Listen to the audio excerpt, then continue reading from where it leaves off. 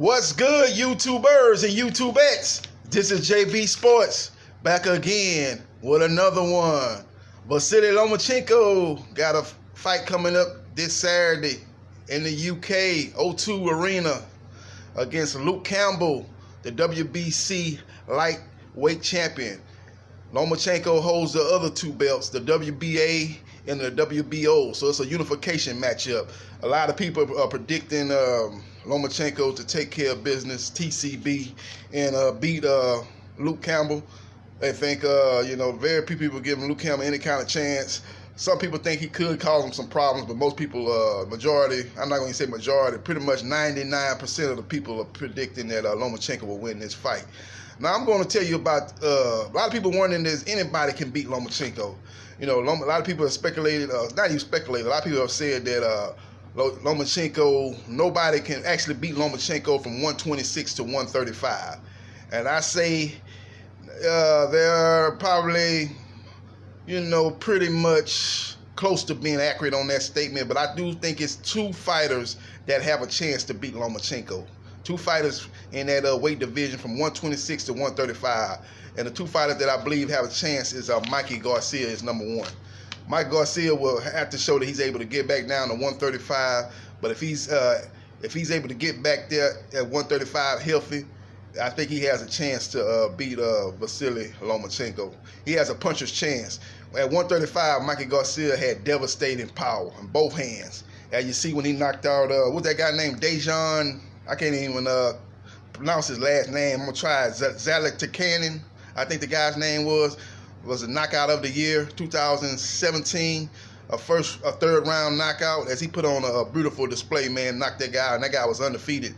And a lot of people going into that fight thought Z was going to beat Mikey Garcia, because Mikey Garcia just came off a 2.5-year layoff, and he had one fight before that. He beat a guy named Rojas, a guy that was coming up from 126, and he fought him at the 140-pound junior welterweight limit, and he was able to beat him, but Rojas had his moments in that fight. So going into that fight, Mikey Garcia was considered, fighting a strong opponent. A lot of people thinking, well, maybe he might have took that fight too soon, fighting a guy of that quality. But he was able to knock him out again in the third round. Then he beat Robert Easter Jr. at 130. He moved. He went back. He went to 140 after that and fought Adrian Broner and beat Adrian Broner, but didn't show the pop on his punches that he had at 135. And I think he fought Sergey Lipinets. He dropped Sergey with a hook shot that Sergey never saw, but he didn't have a pop on his punches in that fight either, as he beat him in San Antonio. But when he went back to 135 against Robert Easter Jr., he again showed that power in both hands as he's able to drop Robert Easter Jr. in that fight. And I think that was the first time Robert Easter Jr. had been dropped in his career. He dropped him, and he pretty much had Robert Easter Jr. After the knockdown, Robert Easter Jr. was actually scared to pull the trigger. Basically, was stage fright. Didn't want to grab the mic and start singing in front of the audience. That's what they call stage fright. He basically didn't want to pull the trigger. He didn't want to go back into that fire. And Mikey Garcia controlled the fight and won a unanimous decision after that.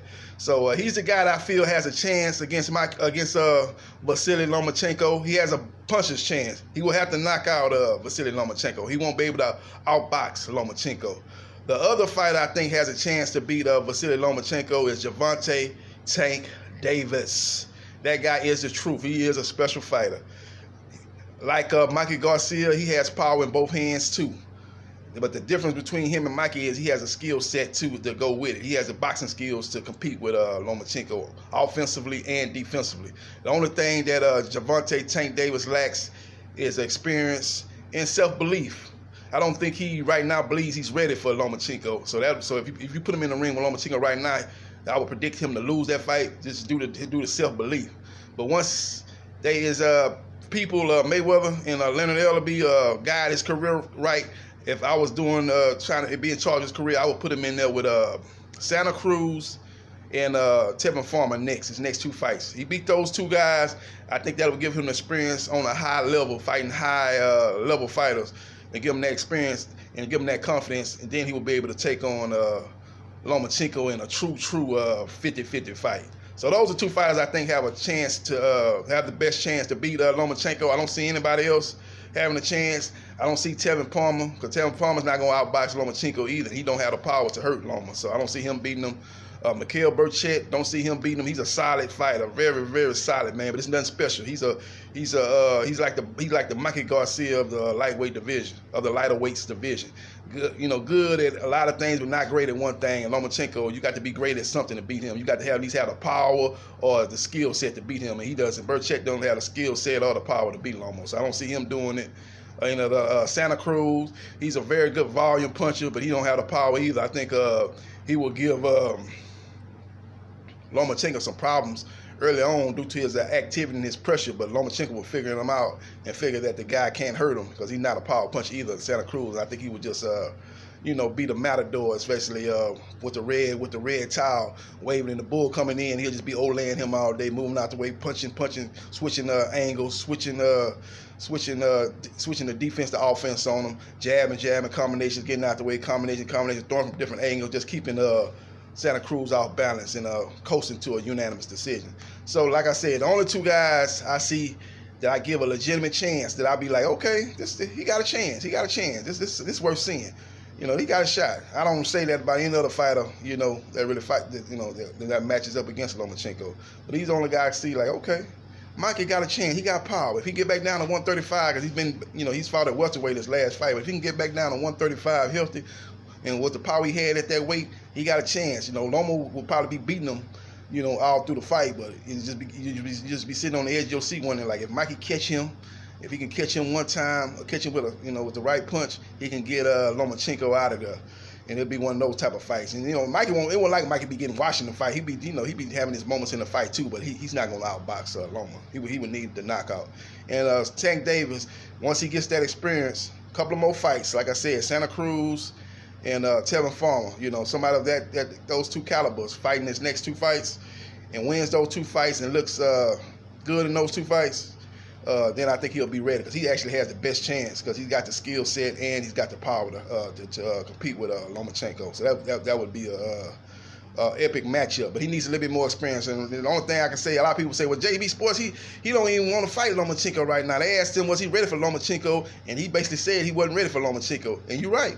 He knows he's not ready. He knows he needs a little bit more experience. And that's what, the last couple of fights, he's looked very, very spectacular, but the competition level has not been there. These guys, he beat Nunez and Hugo Diaz and guys like that. They're just not top level fighters. They're not. So, he would need to step it up, man, in these next two fights. Like I say, Santa Cruz is talking about going up to 130. Maybe you get that fight next. Maybe you get a Tevin Palmer next. And those two fights there will get you ready. You dominate those two guys, maybe knock out both of those two guys. Then you had the crowd clamoring, and the boxing public clamoring for a Lomachenko fight.